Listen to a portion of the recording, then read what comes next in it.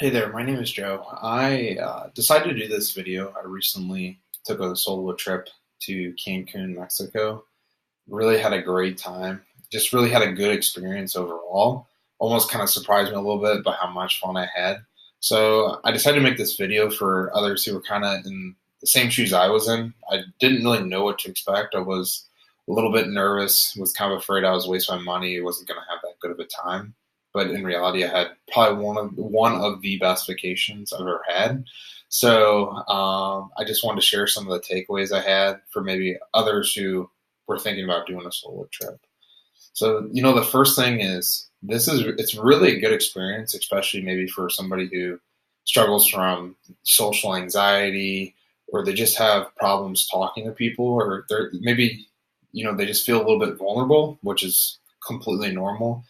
The good thing about traveling alone is when you put yourself out there, you're really putting your vulnerabilities out there and it forces you to go up, introduce yourself to other people, talk to other people. And I really think there's a lot of value to that because that's kind of what life is. You're constantly introducing yourself, you're constantly talking to people, getting to know people. And especially for those people who do struggle, socially with that aspect, a trip's a great place to just get out there, enjoy yourself. Most people on vacation are having a great time. You're having a great time. So the mood's really light. It's just a lot of fun. It's just a lot of fun getting to know people, especially at like a resort or a hostel type setting where you have a bunch of people from all over the place. So kind of my first takeaway is that it's really a good idea for someone who may suffer from those social anxieties because it's going to help you overcome those. My second takeaway is you think it would be a little bit more stressful because you don't know anybody and you're going by yourself. But in reality, it's the complete opposite. So, what I mean by that is how many times have you taken a trip with somebody and then it didn't really turn out exactly how you wanted it to turn out, or it just wasn't that good of a time due to conflicting interests, maybe? So, the cool thing about taking a trip by yourself is you get to do whatever the hell you want when you want and it's just a really good experience. It's just really great. I mean, it's just a really good feeling being able to do whatever you want when you want. And I think a lot of people. I actually noticed this while I was on the trip.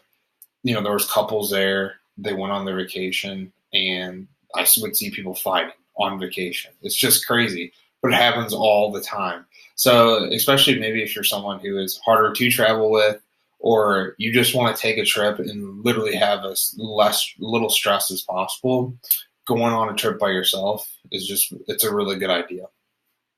I think one of the more important things that I noticed and that you'll notice too is you'll realize that most people are good people.